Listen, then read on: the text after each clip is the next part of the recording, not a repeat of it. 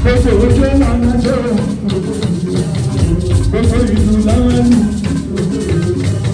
gbogbo èdè láwọn pè àti ẹni tí ò bá mẹ́nu ẹ̀.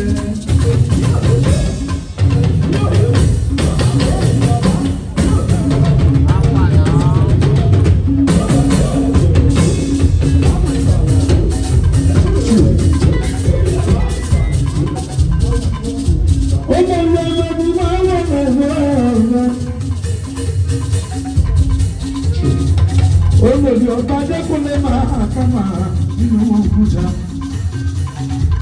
Olúwa mo ṣe ìdí àbẹ̀lẹ̀. Àyà lálùbáríkà tí wọ́n mú so. Àbẹ̀bí Adémi ìlú àtúrò ìbájú. Àlàbẹ̀ni tí ò bá mẹ́nu ẹ̀yìn.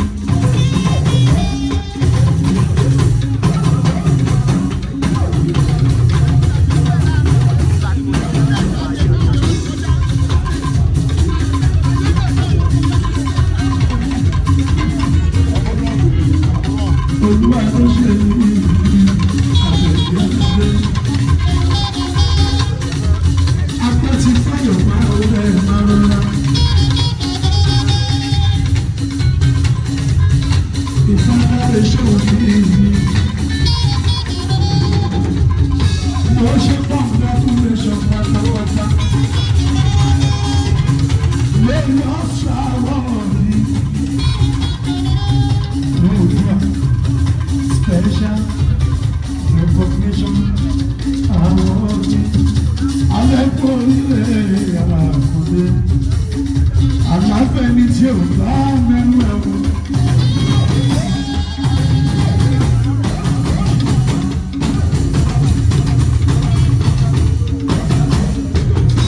Ìyáni ọmọ aláṣẹ yìí, mo bá tọ́lẹ̀ bọ̀ bá mi kọ́ ọ̀gbẹ́. Ọba Adékúnlé àjà olórúkú jẹ adìapẹlẹ ìbàjá pẹlẹsẹ ìmọlẹgbẹ onírìṣà ọkọ bẹtùlẹ òkú sì yọba olórí ẹgbọnà bàbá ẹgbọnà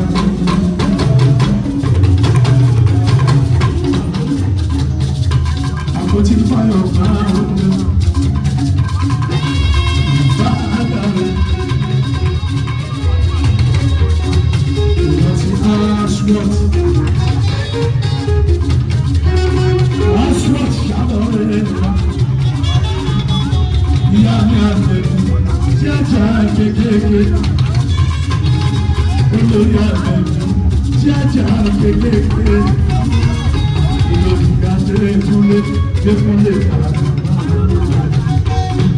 Mo sọ nígbà ọ̀pọ̀ pé tí bàbá máa ń bàjọba máa rọ̀ nífà tí bàbá máa ń bàjọba.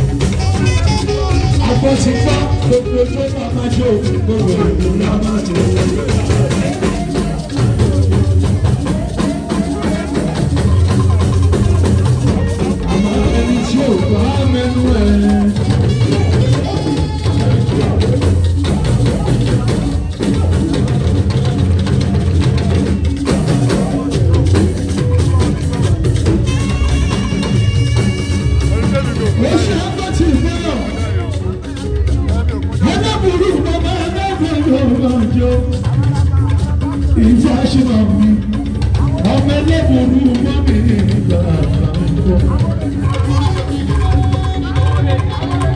Àwọn ìpamọ́ rẹ̀ ní ìlú, àràbà gbogbo wọn ní ìlú ìfẹ́. Àwọn rẹ̀ ní èèyàn ti lọ́ọ̀sù ọ̀tọ̀ọ̀tọ̀. Àwọn rẹ̀ ní mi ní ẹlẹ́bùrú mọ́, ẹlẹ́bùrú mọ́.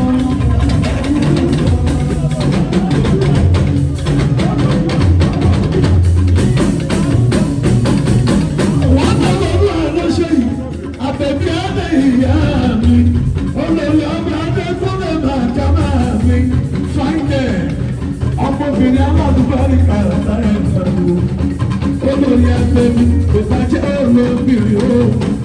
Ojú ọba adékòlébì bàbá mi olórí. Àyà ti káàdìyèsí mi olówó gbúgbà.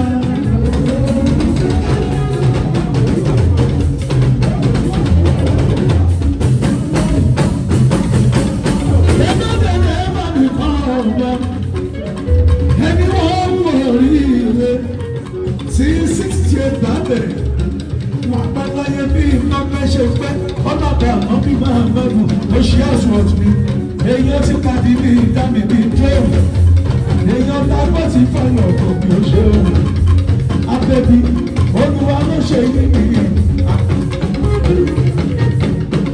ayatọ̀ bá dẹ́kun lẹ́bi ìgbà.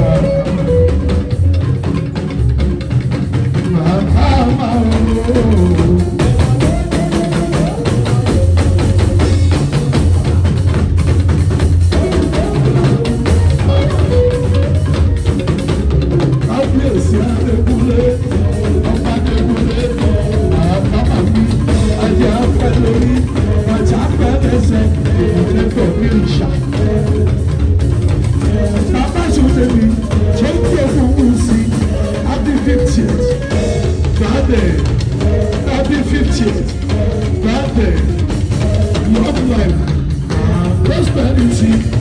Bàbá tó lèmi ṣẹ́ńjẹ́ fún sí ọ̀jájá ẹlẹ́kẹ̀jì ilé olùdíje ọmọ tí kò rókù rẹ̀ ọmọ kọ̀ọ̀kan lè kú rẹ̀ ṣẹ́ńjẹ́ máa olóhùn kúta ẹgbà fún ọba ní ẹ̀jẹ̀ ẹgbà fún kálẹ̀ owó náà èmi ti gbà fún ẹ̀ṣẹ̀ owó náà.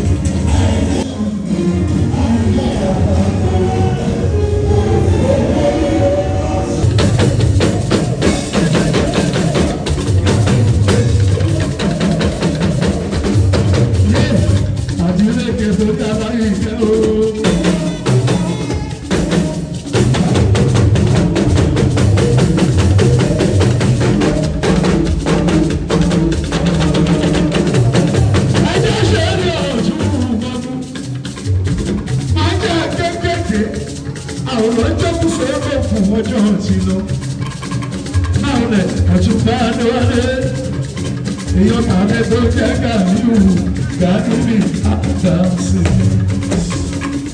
Ọ̀túnba dé wọlé wọlé o.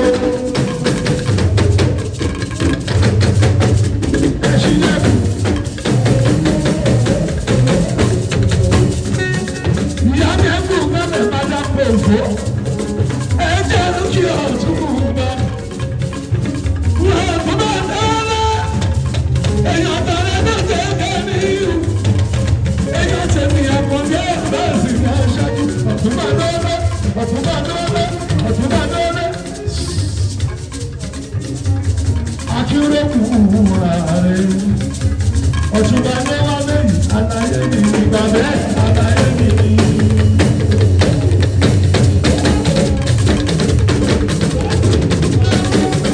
Ṣé ìṣeré bábà ẹ̀yìn Ọ̀túnba ní wọ́n lé. Akíndéwù ààrẹ Adébàbà ní Adébàbí mi ìgbọ̀. Àwọn májú wọn kọ̀ ọ̀gá ẹ̀gbẹ́.